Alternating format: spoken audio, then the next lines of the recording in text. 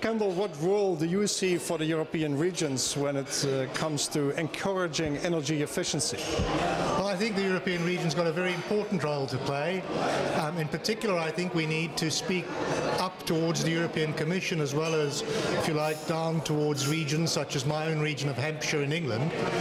Why I say up towards the European Commission is because we've just received some quite interesting information that nearly 50% of the professionals in the regions who work for the regions are having difficulty understanding how to access European Commission funds in order to promote renewable energy projects. And if these experts in our regional governments can't understand it, then it is really difficult for us to implement it. So there needs to be a message going up to the Commission to simplify the structure for us to be able to tap into these funds and perhaps to decentralize the distribution of those funds so that the decision making takes place more locally rather than in the centre up in Brussels all the time. So what concretely would you like to see then? Can I imagine that the Commission then would make these funds available to local Commission officers in the national member states?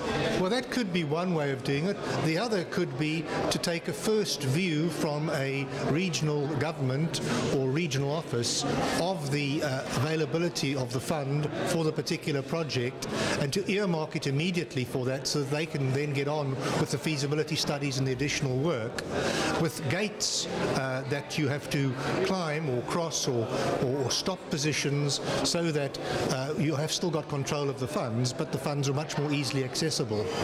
The problem that you're raising here seems very significant because we hear a lot of talk about investments that need to be done in energy efficiency, jobs that need to be created, tens of thousands of jobs can be created also with young people who can take up jobs in this industry. But if the funding from Brussels is not going to go where it needs to go, then none of that is going to materialize, of course. Yes, don't get me wrong. I don't think that there is a lack of willingness on the part of Brussels or the European Commission. I think the willingness is there.